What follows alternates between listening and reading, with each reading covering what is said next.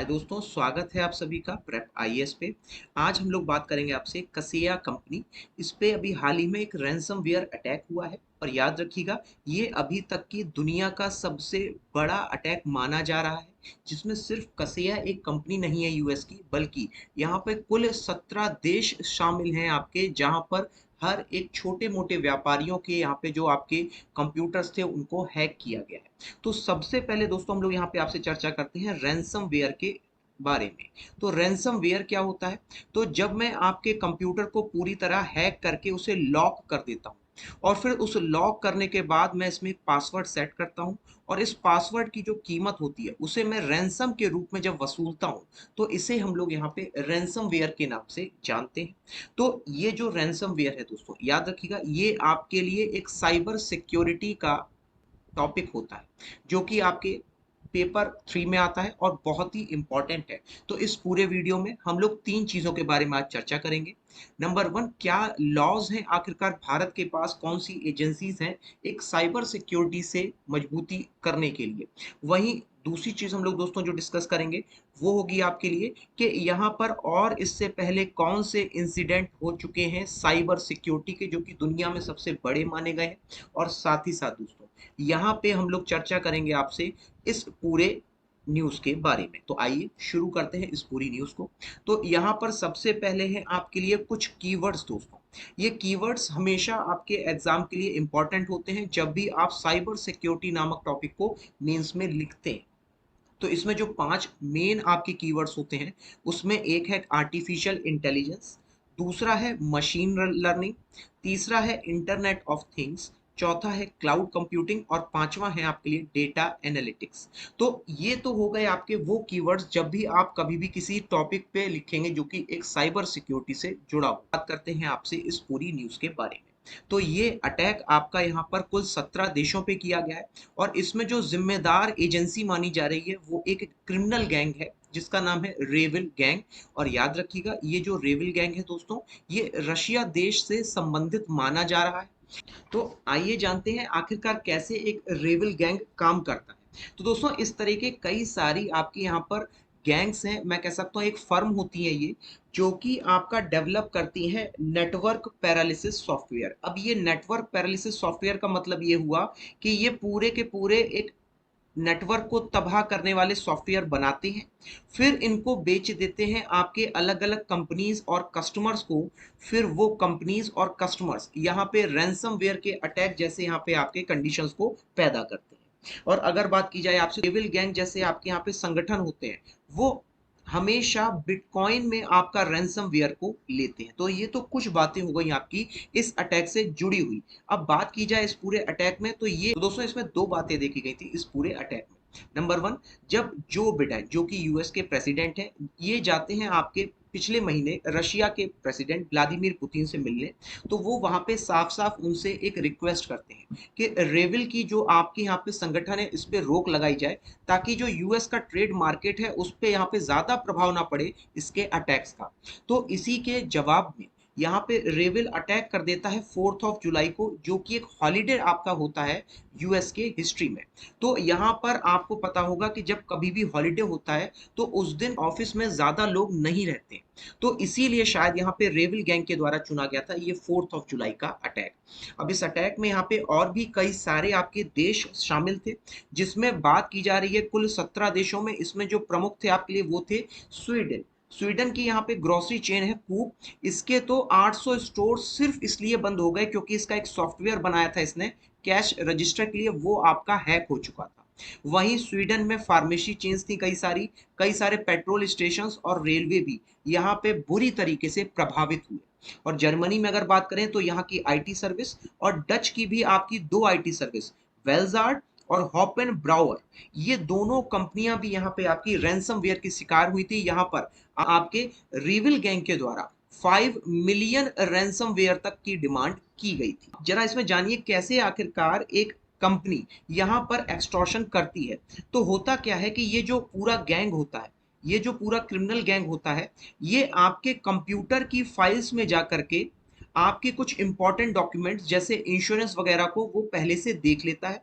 और फिर उसकी कॉपी बना करके वहां पे आपको धमकाता है कि अगर आपने उसको रैंसम नहीं दिया तो आपकी फाइल्स को वो पब्लिक में ओपन कर देगा, जिससे हर आदमी आपके यहाँ पे जो अकाउंट्स है उसके बारे में उसको जानकारी हो जाएगी।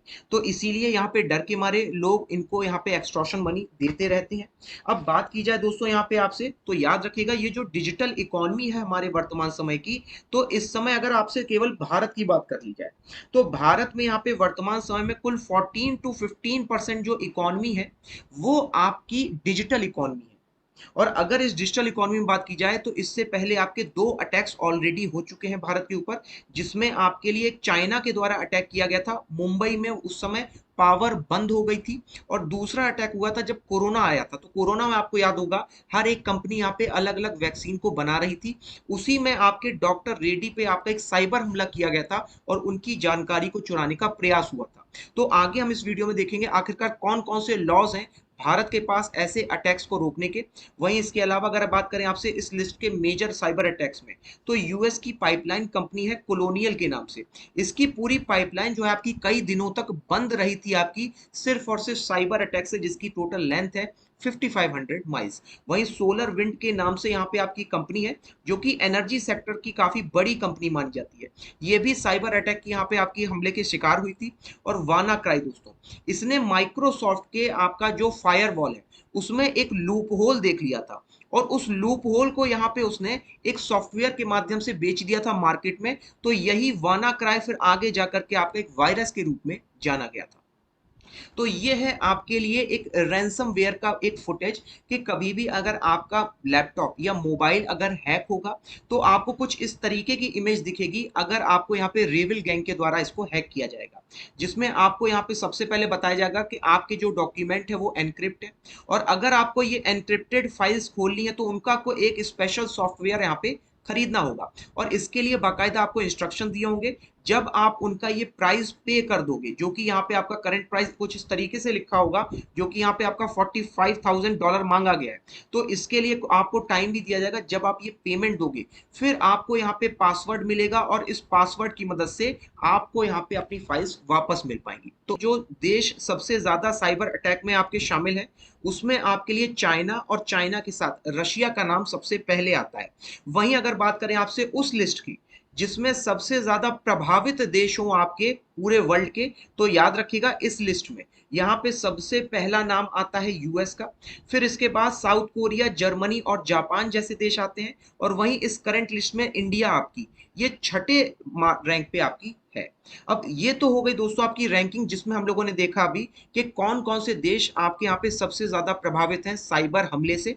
अब बात करते हैं आखिरकार भारत के पास कौन कौन से यहाँ पे डिफेंस है साइबर अटैक के खिलाफ। तो जरा नोट कर लीजिएगा, सबसे पहले आपके यहाँ पे दोस्तों बात की गई थी जो साइबर अटैक से रोकने के लिए, वो एक नेशनल सिक्योरिटी कमिटी बनाई गई थी जिसका नाम रखा गया था कारगिल रिव्यू कमिटी 1999 में। तो उस समय ही यहाँ पे उस रिव्यू कमिटी ने ये बात कही थी कि भारत को आगे आने वाले समय में जरूरत पड़ेगी एक साइबर सिक्योरिटी के पूरे मॉडल की, तो इसमें सबसे पहले आपकी चर्चा हुई थी। इसके अलावा एक ऑर्गेनाइजेशन है दोस्तों, ये एक सरकारी ऑर्गेनाइजेशन यहाँ पर भारत के किसी भी साइबर हमले को रोकने के लिए बनाई गई है, और इसका फुल फॉर्म है Indian computer emergency response team. और ये आपका इसका अपना एक सेंटर भी है दोस्तों, डाटा सेंटर भी है जिसका नाम है नेशनल साइबर सिक्योरिटी सेंटर, जिसके माध्यम से ये भारत में होने वाले रैंसम हमलों को रोकता है।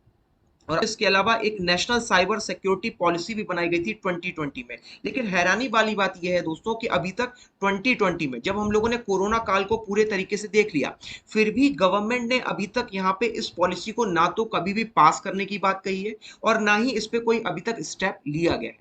और अगला है आपके लिए इंफॉर्मेशन टेक्नोलॉजी एक्ट 2000। इसमें जितने भी आपकी गवर्नमेंट एजेंसीज होती हैं उनकी सारी इंफॉर्मेशन अगर एक पब्लिक का यहाँ पे कोई बंदा चाहे तो वो आपकी इंफॉर्मेशन को यहाँ पे ना केवल ले सकता है बल्कि उसको पब्लिकली आपका यहाँ पे इशू भी कर सकता है। और दोस्तों और अगली यहाँ आईआईपीसी, इसका फुल फॉर्म है national critical information infrastructure protection centre. ये भी आपके यहाँ पे साइबर हमलों, साथ ही साथ हमारे भारत में जो आपके साइबर सिक्योरिटी का मॉडल है उसको मेंटेन करने का काम करती है। नेक्स्ट है आपके लिए data security council of India, इसको शॉर्ट में डीएससीआई के नाम से जाना जाता है। तो इसका मेंटेनेंस किया जाता है नेस्कॉम के द्वारा, जो कि एक सॉफ्टवेयर ऑर्गेनाइजेशन है और इसका निर्माण किया गया था आपके लिए साल 2008 में। तो दोस्तों ये थी यहाँ पे पूरी बात आपके आज के साइबर हमले के बारे में। मुझे कमेंट बॉक्स में जरूर बताइएगा ये पूरा वीडियो कैसा लगा। तब तक के लिए दोस्तों, थैंक यू वेरी मच।